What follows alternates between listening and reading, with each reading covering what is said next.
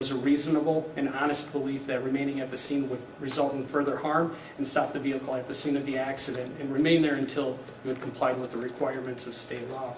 And the accident resulted in the death of Jamison Lafferty.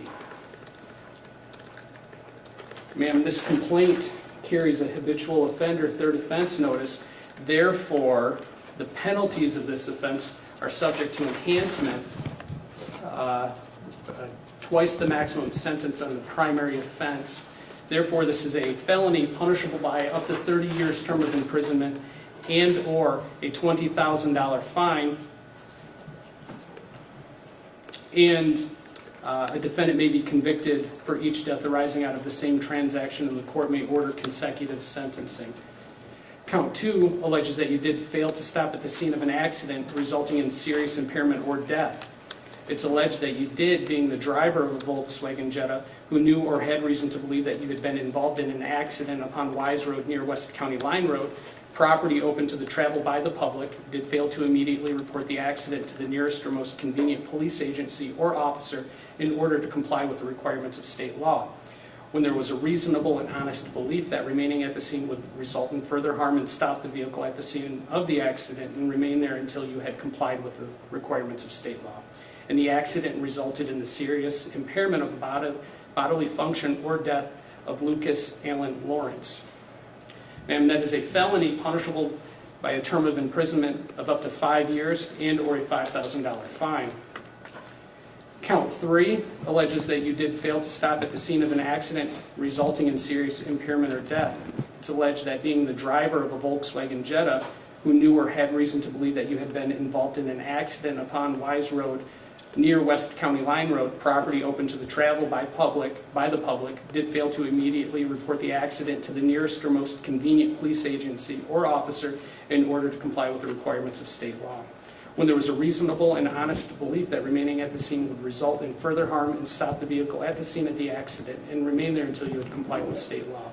And the accident resulted in the serious impairment of a bodily function or death of Zeke Robert Rausch. Ma'am, that is a felony offense punishable by a term of imprisonment of up to 5 years and or a $5,000 fine. Ms. Jones, do you understand the charges and maximum penalties that the court has read?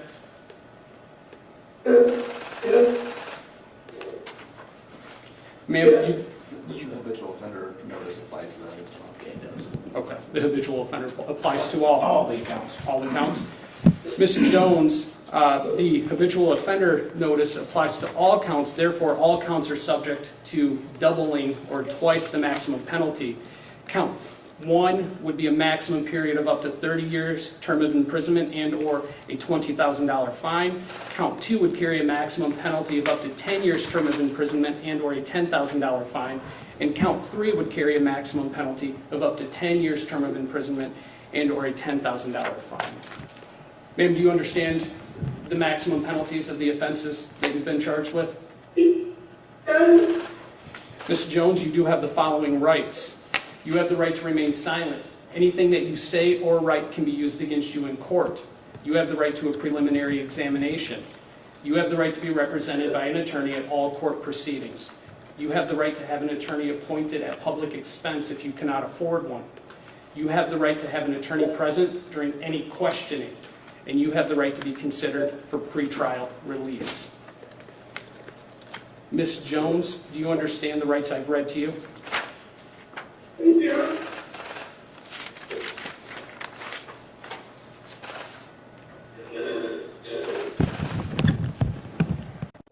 Ms. Jones,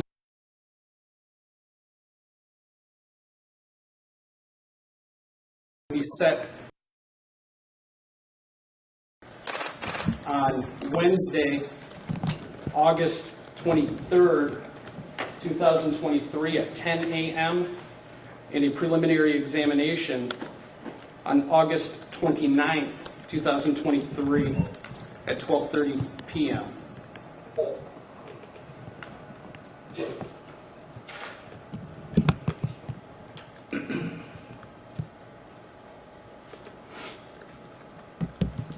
Mr. Nave, do you have any comments regarding bond for Ms. Jones? I do. So, as the court is likely aware, Ms. Jones has a parole hold. She's not going to be eligible for release.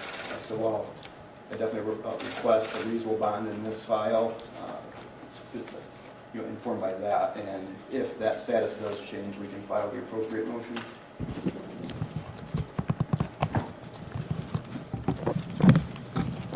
Thank you.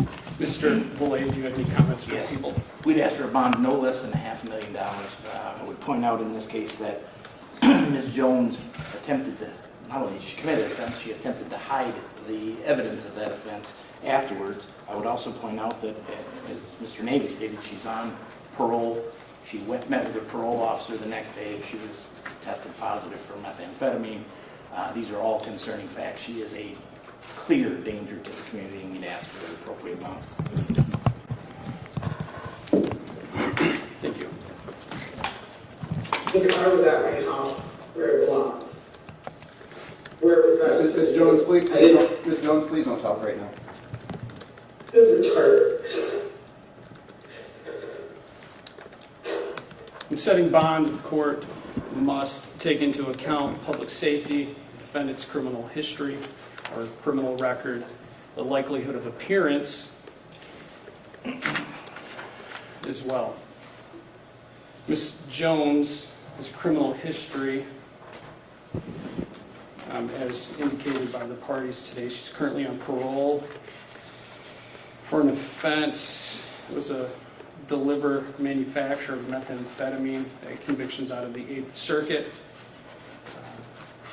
that included parole conditions.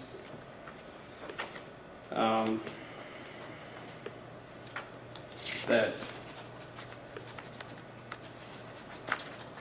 the probable cause that was taken on the warrant earlier today by the court, as well as what Mr.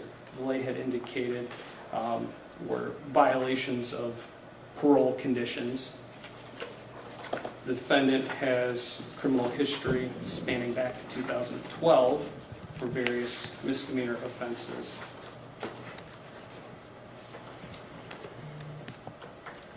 The gravity of this offense offenses are serious. Additionally, with the information provided during the probable cause, as it pertains to what Mr. Valet had indicated,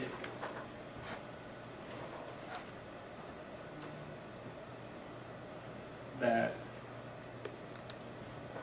ultimately the court was advised during probable cause that the individual stated she knew something had happened and had found out the next morning. That's of concern as it pertains to Ms. Jones not only availing herself to the court as she's on parole, but the court also has in the file an advice of rights that has a Eureka Street address, and the criminal history has a Belding Street address from which she's paroled to.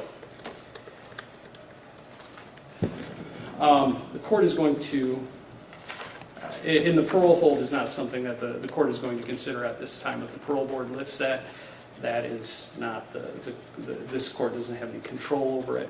That is the decision of the parole board. They choose when they set a hold and what is done with that. So the court is going to set bond at $1 million in this case, as there's a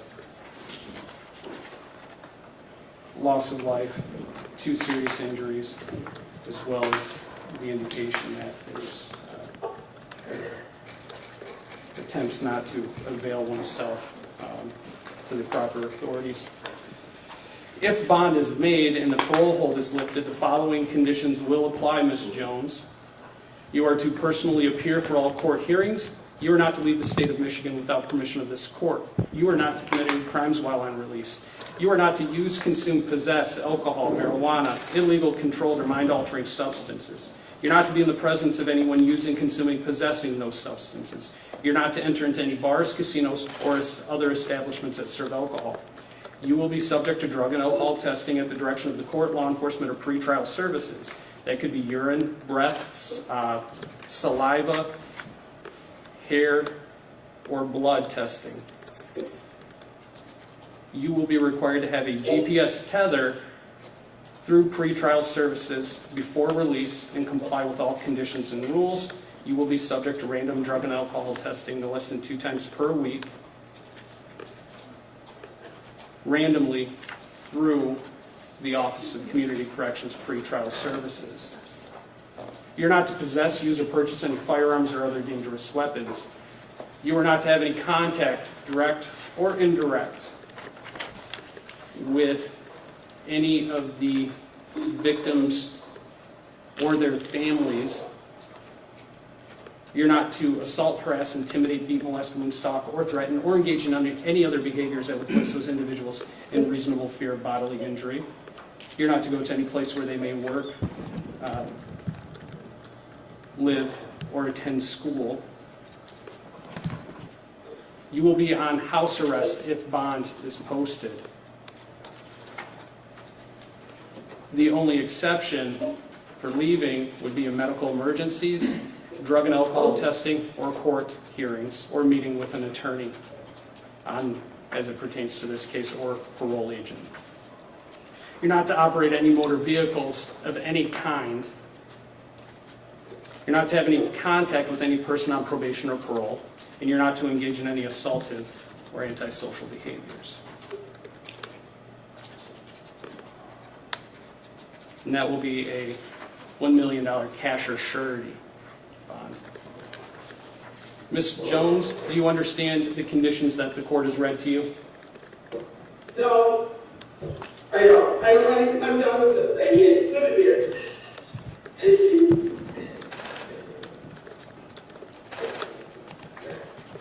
Ms. Jones, what conditions don't you understand? It doesn't matter. Please stop.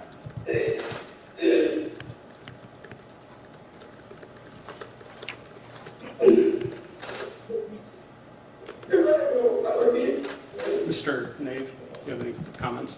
No, I can meet with Ms. Jones to make sure she understands the court's requirements. All right, thank you. Mr. Nave or Mr. Valet, anything further for this arraignment? No, thank you. Thank you. Thank you. That will be all. Court's in recess.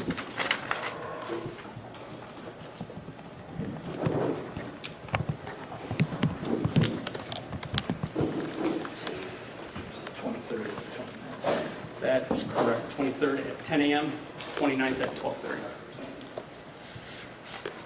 Should have gone through this. Are those edited versions?